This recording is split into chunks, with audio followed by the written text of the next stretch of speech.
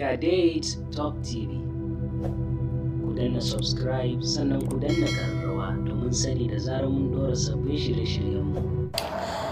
Matan zamani ma? Yana zo muku da bayani ne akan zawarawanmu na yanzu. Maza sun ce mai idan suka auri bazawara suna jin daɗin amfani da su. Sun ce musu zan muku bayani a fit ina na matan zamani wa.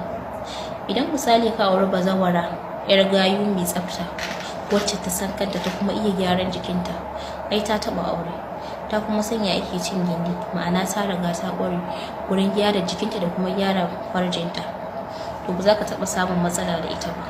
Wata kuma za ka ga yadda ta ƙware a gyaran jikinta, idan ka zo kana cin ta za ka taɓa ɗaukan mata taɓa aure ba, saboda ta san kayayyakin matsa jiki da ƙara ni'ima da kuma sa dirin mace da shef ya fita yi kyau. To irin wa'innan matan su ne mace mai aji, mace da a ko'ina za ka yi alfahari da ita. Misali, idan Allah ya kaddara maka kai mai auren bazawara ne, ta gyara jikinta, ba za ka taɓa jin wahalar saduwa da ita ba, ko kuma za ka taɓa ganin wani abu bambarko wanda bai dace ba, saboda ta riga ta saba tun a gidan mijinta na farko, ta riga ta sanya ake yi. Kaga kenan hakan ba zai zama mata wani bakon abu ko kuma in ce wani abu da ya zamana za ta ji shi wani iri ba. In ma cinta za ka yi a rana sau 30, ta riga ta saba, za ka ji ta daidai duk abin da ka zo mata da shi za ka same ta daidai, already ta riga ta zama perfect a wannan fanni. Idan style ɗin kwanciya ne, za ka ga ta riga ta ƙware, ta iya, za ta iya sarrafa ka, ta juya kanan, ta manna kanan, ta matse kanan, sai ka ga kana jin daɗi kana mata ihu. Amma ke ma idan kika san ke bazawara ce za ki auri saurayi, ki kasance kin iya gyaran jikinki, kin mammatsa jikinki. Nisan mata mu sai da kwaskwarima, mata mu yan ƙyale-ƙyale ne.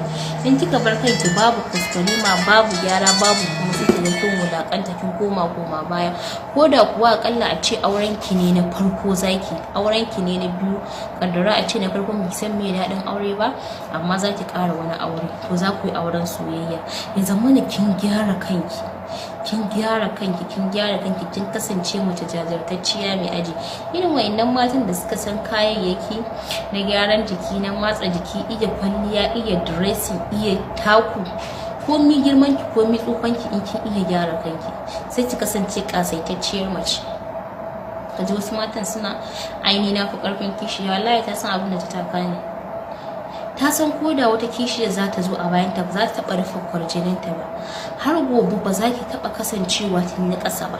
Ko da zai ƙaro mata nawa ne a gabanta ko kuma a bayan ki, ke ce dai a sama, stardom ɗinki shine a sama.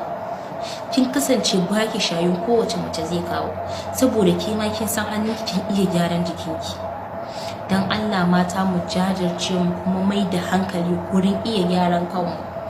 Ku ta bi na shafuffuka na, idan kuna neman comment ne ku comment da lambobin ku, zan bi ku, zan muku bayani. Idan har mata ne kuna buƙatar kayan gyaran jiki, duk zan muku bayani.